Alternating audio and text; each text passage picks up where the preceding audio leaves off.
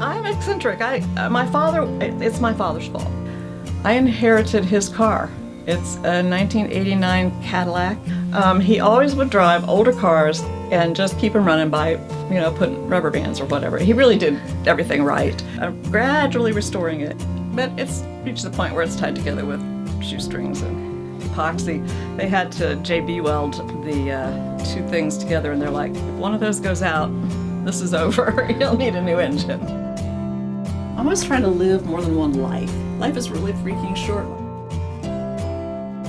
Somewhere along the line, I got the idea of being self-sufficient and getting my own organic gardening and my own food. So I raised chickens. Hey birds, how are my birdies?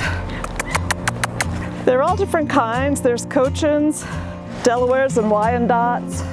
They're very bad. There's one inside the coop. They took a dislike to her and they don't let her come out. Oh, there she is, the white one. They let you out, hooray! Do you want down?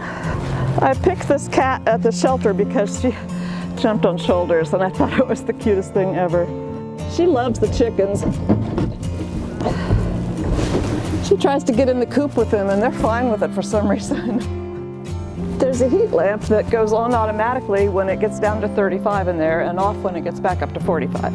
So I don't pay to heat the whole outdoors or keep it at 50 or something or 60, but the water doesn't freeze. Oh, my Twitter account. Oh my God. Well, they call us slacktivists. So, because we can lie around in bed and tweet. And it's true in its way, but I think it does have an impact. I'll get on very early in the morning, 5 or 6 a.m. Here is commute time in New York and DC. And so I'll hop on then and tweet some things. And then I'll get back on at lunchtime and when I get home from work. And then there's an evening time. I guess parents put the kids to bed at some point because after 9 o'clock Eastern, or our time, pardon me, is a good time. You look for hashtags that are things you're interested in. Democrats, hashtag Democrats, or now if you were looking to build a following, you could do hashtag Blue Wave. For some reason, some of the things I was posting and pictures I was putting up drew the attention of some national media. And once I hit about 1,000 followers, it took off and it has this life of its own. And then the editor-publisher of the Wall Street Journal followed me down. That was right after I tweeted a picture of Hillary and I as a selfie, and they used that in an article they ran called Candidates Embrace the Selfie Culture. After the election of 2016, being a liberal, I realized, oh my God, the Democratic Party's brand has just been smeared. I thought we needed a whole new narrative about the Democrats.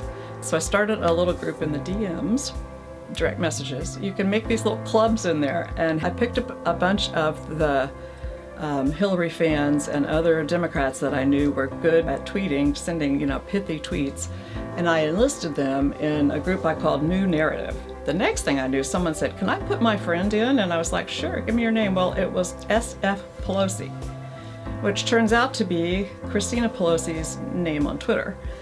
And once Christina saw what I was doing, she told Nancy Pelosi's chief of staff, Jorge Aguilar, and he asked to join.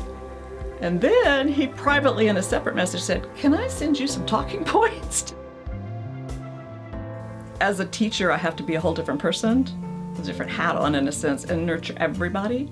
For instance, I'm teaching a class on the midterm elections, and it's split roughly in thirds between people that are sort of independent and maybe slightly even indifferent, and avid Democrats and avid conservatives. So that class, they're doing a podcast called The Split Ticket. A leader in the class emerged, and I said, why don't you take charge of the podcast you all are planning? Well, he's the most conservative person in the room. That class, they think that the party's gotten way too polarized, and that if people, liberals and conservatives, would sit down and talk through an issue with facts, they could find some common ground. I really just want to get to those ones in the room that are indifferent and light fires under their butts so that they'll have opinions, whatever those are, and they'll research them and think about them. So we kind of want to get to know you a little bit. Oh, bless your heart. It's gonna go crazy.